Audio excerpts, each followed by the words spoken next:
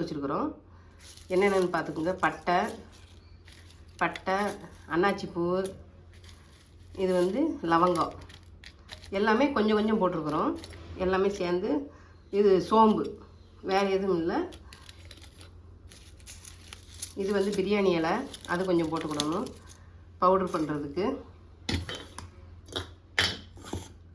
கரம் மசாலா பொடி இது மட்டும்தான், வேறு வறுத்து பண்ணக்கூடாது. இது பச்சையில் பண்ணிங்கன்னா நம்ம எண்ணெயில் வறுக்கிறோமா, அதனால சரியாக போயிடும். பட்டை பாருங்கள், பட்டை எடுத்துருக்குறோம், லவங்கம், சோம்பு, இது வந்து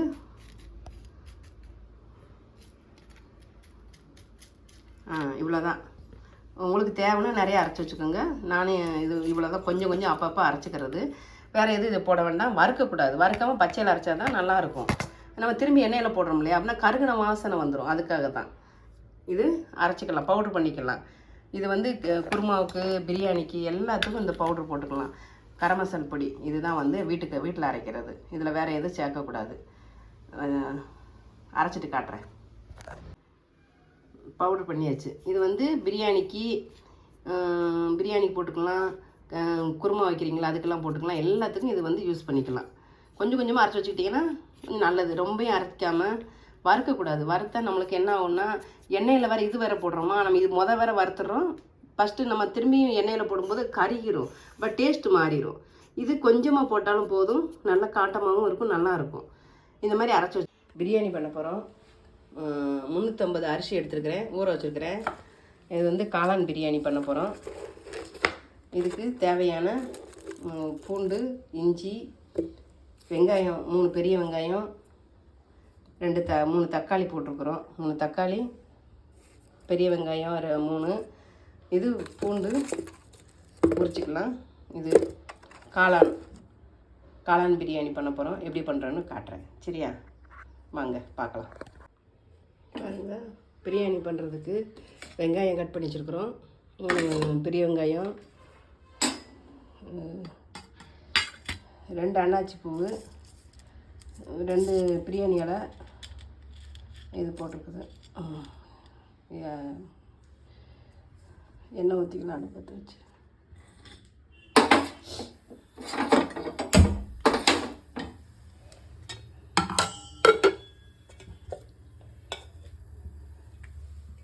எண்ணெய் ஊற்றிக்கலாம். கொஞ்சம் நெய்யும் அதோட ஜாயின் பண்ணிக்கலாம், நல்லாயிருக்கும். பிரியாணிக்கு வந்து நெய் போட்டிங்கனாலே தனி டேஸ்ட் தான். நெய் போட்டுக்கோங்க.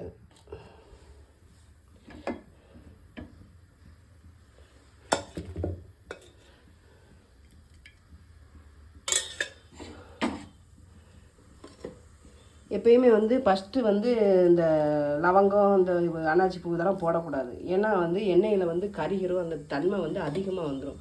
ஃபஸ்ட்டு வெங்காயத்தை தான் போட்டுக்கூடணும் பிரியாணிக்கு. அதுக்கப்புறம் தான் அன்னாச்சி பூ இதெல்லாம் போடணும். ஏன்னா கருகிருச்சுன்னா அந்த ஜாஸ்தி வந்து டேஸ்ட்டு கொடுத்துரும். இந்த கரம் மசாலா ஒரு டேஸ்ட்டு அதிகமாக சாப்பிட முடியாத அளவுக்கு. இது வதங்கின பிறகு பாதி வேக்காட்டில் அன்னாச்சி பூ, லவங்கம், இது அன்னாச்சி பூ, இது பிரியாணி இலையும் போட்டுக்கலாம். ஏன்னா வேறு எதுவும் இல்லை, பவுட்ரு பண்ணி வச்சுருக்கோம், அந்த பவுட்ரு போட்டுக்கலாம். சரி பாருங்கள், வெங்காயம் பாதி வேக்காடு வெந்திருக்குது. இப்போ வந்து இதில் வந்து இது சொன்னேன் இல்லையா, லவங்கம், அன்னாச்சி பூ, பட்டை இருந்தாலும் பட்டை போட்டுக்கோங்க. பட்டை இல்லாதனால நான் இருக்கிறத இதை வச்சு போடுறேன். அன்னாச்சி பூ இது இப்போ போட்டிருக்கேன். எண்ணெயில் போடக்கூடாது. எண்ணெயில் போட்டிங்கன்னா காட்டம் அதிகமாக இருக்கும். இப்போது இந்த வெங்காயம் பாதி வெங்காயம் வதங்கின பிறகு இது போடுறோமா, இதுலேயே வதங்கிடும் நல்லா உங்களுக்கு பிரியாணி.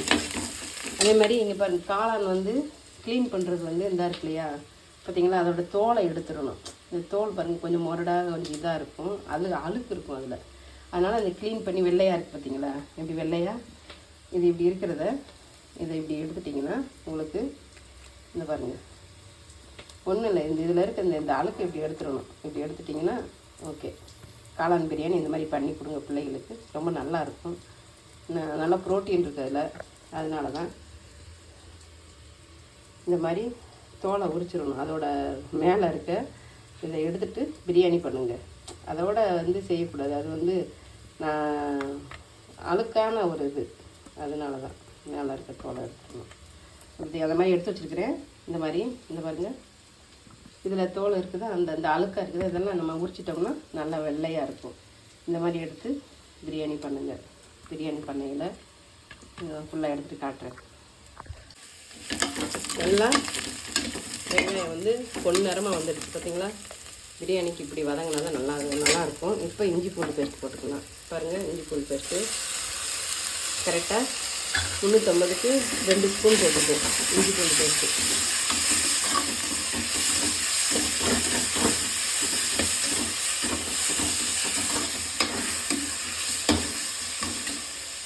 இதில் வந்து தக்காளி 2 தக்காளி தான் போட்டிருக்கேன். ஏன்னா தயிர் போட்ட போகிறோம்.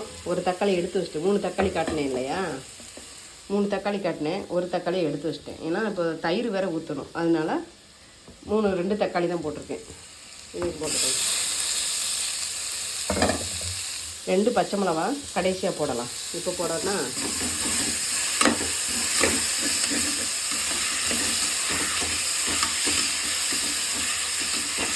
நல்லா வதங்கின பிறகு இது போடணும். பாருங்கள், இப்போது மசாலா போட்டுக்கலாம். என்னென்ன மசாலான்னு சொல்கிறேன். கரம் மசால் பொடி இப்போ நம்ம பவுட்ரு பண்ணோம் இல்லையா, அந்த கரம் மசால் பொடி இப்படி ஒரு 1/2 ஸ்பூன் எடுத்துருக்கேன். பிரியாணி போட்டுக்கிறோம். இதில் மிளகா அப்படி காரத்துக்கு எவ்வளோ தேவையோ அவ்வளோ காரத்துக்கு தேவை போடுங்க. இதில் நானும் 2.5 ஸ்பூன் போட்டிருக்கேன்.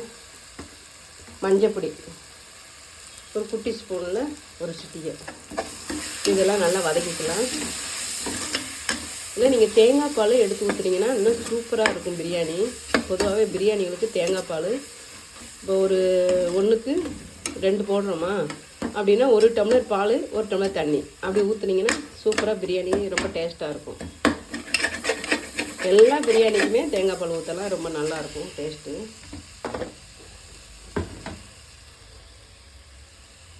பாருங்கள் எவ்வளோ அதனோட மேலே தோல் வந்து எவ்வளோ இதாக இருக்குதுன்னு பாருங்கள். அந்த அழுக்கெல்லாம் எடுத்தாச்சு. இப்போது வெறும் காளான் மட்டும் இருக்குது. அது மாதிரி அந்த மாதிரி க்ளீன் பண்ணிவிட்டு காளான் பிரியாணி பண்ணி கொடுங்க. கிரேவி பண்ணாலும் என்ன பண்ணாலும் இந்த தோல் மேலே இருக்க அழுக்கு தோல் மட்டும் எடுத்துருங்க. இது ரொம்ப ஒரு மாதிரி அழுக்காக இருக்கும், இது போடக்கூடாது. அப்புறம் ஒருத்தங்க கேட்டிருந்தாங்க, இது உள்ளே இருக்க இது கருப்பு எடுத்துருவானு, இதுதான் ப்ரோட்டீனு, இதை எடுக்கக்கூடாது, இது அப்படியே வந்து போடணும். இதில் தான் ப்ரோட்டீன் இருக்குது, நல்ல ப்ரோட்டீன்னு. அதனால் அந்த தோல் மட்டும்தான் எடுக்கணும், மேலாப்பில் அதை எடுக்கணும். அந்த தோலை எடுத்துகிட்டு நல்லா கழுவிட்டு வாஷ் பண்ணிவிட்டு அப்படியே பிரியாணிக்கு போட்டுக்கலாம். பார்த்திங்கன்னா எவ்வளோ தோல் இருக்குன்னு பார்த்தீங்களா, ஒரு இதில் வந்து இவ்வளோ தோல் இருக்கும், அந்த தோல் மட்டும்தான் எடுக்கணும். இப்போது நல்லா கழுவிடலாம்.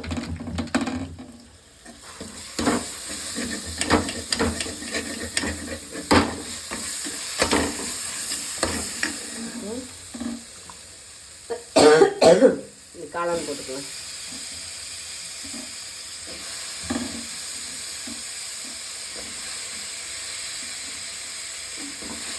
இதில் நல்ல ப்ரோட்டீன் இருக்கிறதுனால ஒரு வாரத்தில் ஒருக்கா அப்படியே பிள்ளைகளுக்கு இதனால இப்படி செஞ்சு கொடுங்க, ரொம்ப நல்லது.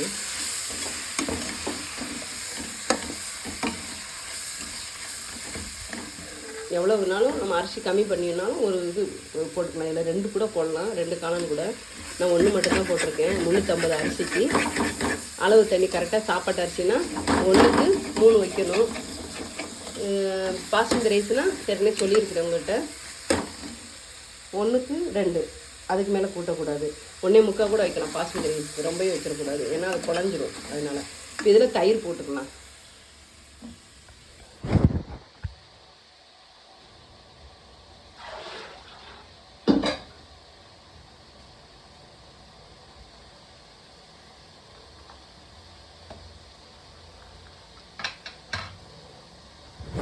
இது வந்து வீட்டு தயிராக இருந்தாலும் சரி, கட்டி தயிர் போட்டுக்கோங்க. இது நான் வந்து கடையில் தான் இப்போதைக்கு வாங்கியிருக்கிறேன்.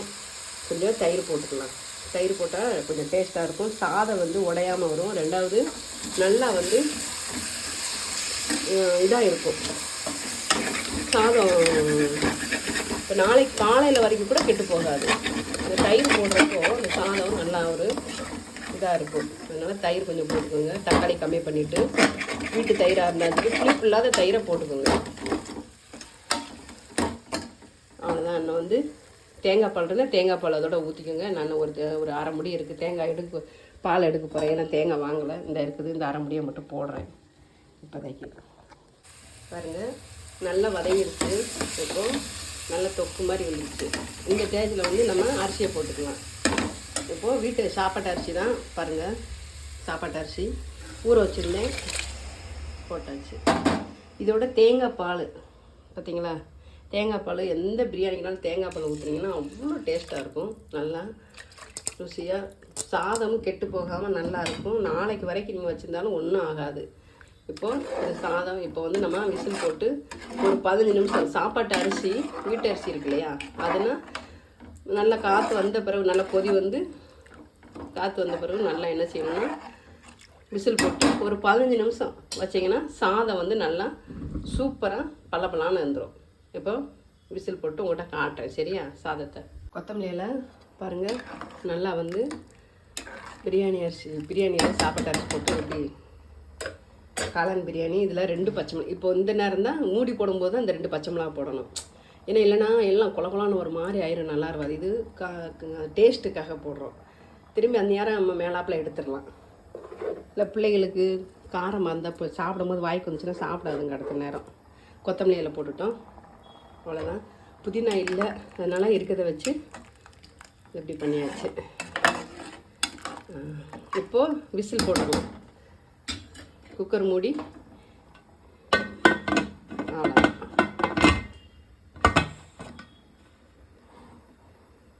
காற்று வந்தோடனே இதில் வந்து காற்று வந்தோடனே விசில் போட்டு 15 நிமிஷம் சிம்பிள் பண்ணி 15 நிமிஷம் வீட்டு அரிசினா வச்சிங்கன்னா பளபளன்னு சூப்பராக சாதம் வந்துடும். என்ன சாதம் ஆனோடனே உங்கள்கிட்ட காட்டுறேன் பாருங்கள். பிரியாணி இப்போ தான் இறக்கிருக்கோம், ஆவி பறக்குது. காளான் பிரியாணி ரெடி ஆயிடுச்சு. பச்சடி, காளான் பிரியாணிக்கு வெங்காய பச்சடி வச்சுருக்குது. என்ன எப்படி இருக்குது பார்த்தீங்களா, பளபளன்னு சாதம் வந்து நல்லா தேங்காய் பால் போட்டு நம்ம செஞ்சதுனால பிரியாணி டேஸ்ட்டாக வந்து நல்லா அமைஞ்சிருக்குது. இந்த மாதிரி செஞ்சு பிள்ளைகளுக்கு கொடுங்க. பிடிச்சிருந்தா லைக் பண்ணுங்கள், சப்ஸ்கிரைப் பண்ணுங்கள், சப்போர்ட் பண்ணுங்கள். லைக் பண்ண மறக்காதீங்க, எல்லோரும் லைக் பண்ணுங்கள். அடுத்த வீடியோவில் பார்ப்போம். இத்துடன் முடிக்கிறேன்.